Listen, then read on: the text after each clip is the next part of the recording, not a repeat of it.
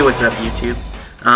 Been working on trying to get a battle report done, but the photographs I've been taking have been really bad lately, and or swallowed up by my camera, so really kind of bummed about that. So instead, I figured today, why don't we show you what else I'm working on, which is I'm doing some painting of some 10 Thunders brothers.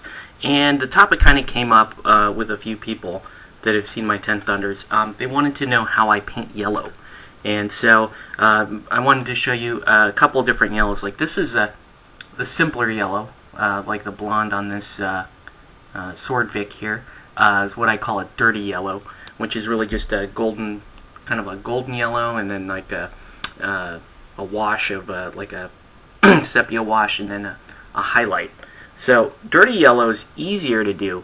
However, what if you wanted to do like a clean yellow, like on this Archer here. Archer has a nice, cleaner, brighter yellow to it. And you wanted to do that without some of the common problems that historically have plagued yellow, like poor pigments, the yellow coming out crusty, the yellow not hiding correctly, and so forth. And so there's been a lot of, thankfully, since I started painting, there have been a lot of improvements to the color yellow. I know I used to paint my Iandan Eldar army, which was all yellow, so I did yellow the old way, the long way, the rough way, but now thanks to things like foundation paints, finer ground pigments, better washes, better inks, and better brushes and better techniques, we can do yellow better. So I'm going to work on a 10 Thunders brother here. Just barely started him, did a little bit of work on the face there and some flesh work. But I want these to match the rest of my Mizaki crew, so I'm going to be painting them the same yellow that I paint all of that crew. So let's get started, and I'll be back in just a second. Okay, so my basic strategy for this is going to be over a white base coat. That's how I'm going to do this model. And you notice I did prime white. I tend to always prime white, but for you folks that are priming black, if you're going to paint yellow, prime white.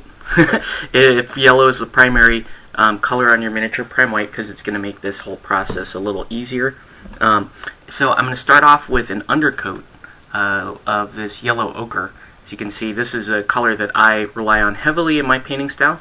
You might be able to use another color like buff, or any, just any sort of yellowish, what I call an umber style color, so an umber yellow. This is inorganic pigments that make this umber color, and so these tend to hide a lot better. From there, I'm going to move up from a deep yellow, and I'm going to blend my way all the way up towards this lemon yellow, this really bright yellow. So it's going to be a few layers. And then I'm going to do an ink actually on the end there to help smooth things out, and then I might do another highlight. So the other thing that I typically do when I'm painting yellow is I will paint the entire, basically the entire clothing. All of the clothing will be yellow. So even though, like on the Archer, you saw that it had black trousers there, I am going to go with black accents on the outfits, but to make things easier, and because this is kind of an unforgiving technique towards the end when you're doing the complementing color, I start with everything being yellow. So I'm going to start with this yellow ochre. Be back in just a second. Okay, so yellow is down, or at least the yellow ochre, which I'm using as the undercoat. Now anything that I wasn't sure what color it was going to be when the model is done is painted yellow ochre, because it's much easier to go from yellow to one of your other complementary colors, typically, unless you're going with a really light palette. So the unpainted stuff is stuff that I know what color it's going to be, so I didn't bother to paint it yellow ochre. But like in the case of this guy here, I didn't know what to do with his kind of bandana there, so I painted almost all of them yellow. So once that's down, now we want to get to actually moving towards the inorganic yellows, or now your difficult yellows, or your true colors. So I'm actually going to move towards my base coat here with deep yellow. So I mixed just a hair of the yellow ochre into the deep yellow, and the reason why I did that is I didn't want to go with such a with a completely stark yellow contrast. I wanted to go with something that I knew I could work my way up from, and because this is a base coat, this is going to take up 90% of that undercoat. I really only want that yellow ochre to hang out in the deepest cracks and crevices, so I'm going in with my deep yellow base coat. You can see it's kind of leaving a mustardy type color here as I move around. And another thing to note when you're painting yellow is it is a process, or at least the way I do it. I know that you can get to the color you want much faster, but I like to layer up towards the color that I'm going for. That gives me, especially with yellow, it gives me a much smoother finish, especially if I go really, really thin. So I'm going pretty thin. I mean, I treat yellow pretty much the same way I treat flesh, and that's many layers, many layers, and the emphasis is on getting smooth coats down as opposed to just trying to hit your hiding color. When I used to paint yellow for Eldar, I would get very discouraged. Especially I was using, I think, Bad Moon yellow, and they didn't have foundation paints out, so I didn't really understand how undercoating went the time I was painting it. So I used to just paint like Bad Moon yellow, and everybody was priming black back then. I didn't even know that I was going to be using white primer.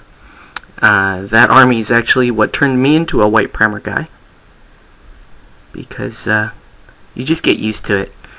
Yellow for me is just something that I paint until I am happy with the look of it. But I'm used to having a lot of layers to get to where I need to go, and I'm also used to just going, very thin layers. So you can see it is a color jump I'm making here, and it's even with some of the yellow ochre mixed in, it's a pretty stark jump. Ooh, left all that the wrong color. I'm gonna have to go back and hit that with yellow ochre. Let me take care of that real quick. So anyway, that's the first coat going down.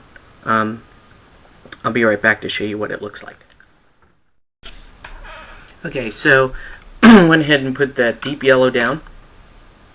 This is the first dive into the organic yellow. And as you can see, it's very transparent, that first layer, so you can still see a lot of the yellow ochre even though I painted over most of these models. And so, I mean, that's a simple yellow. You could stop there, maybe give it a wash with some sepia, and then re-highlight it if you were going for dirty blonde, kind of like what I had on the Victoria models. But again, we're going for a cleaner yellow. So now, really, all you have to do for the next few steps is you're going to start mixing in some lighter yellows to your yellow. So I'm going to go with some lemon yellow, and I'm going to go probably about 3, maybe 4 layers, depending on hide here. It looks like I've got pretty good hide where I'm at, but I really want this yellow to come out nice and clean. So I'm going to mix in some lemon yellow to my yellow mix here, and I'm just going to keep taking it up and up and up like you normally would with your layering technique until I get to a pretty highlighted model. So let me get going on that. I'm going to probably do about 3 to 4 coats here off camera. It's the same, it's really just highlighting up, so you're going to obviously do less of the miniature as you go up in color. And in the case of yellow, you might even do a couple layers. So here's a kind of a sample. I don't even know if the camera's picking that up. That's why you do a couple layers. but you know, these highlights are going to get finer and finer until I get to the light yellow at the end. So see you in about 3 to 4 coats. Okay, so this is a few coats later. You can see I kept building up that lemon green until you see this really bright highlighting here on the shoulder pads. So the base coat is down and it's been highlighted. And yeah, it looks okay. I mean, you can go with that, I guess. But it's not, I don't know, to me it's not clean enough. It looks like it's, because the yellow is still a little bit coarse, it still looks a little bit rough. It's not a very smooth, clean look. And I do like the yellow, but at the edges it's almost kind of a neon color. It's a little too stark of a contrast. So here's what I do for my yellow, and this is where we kind of jump off and do something a little bit different here. I use an ink.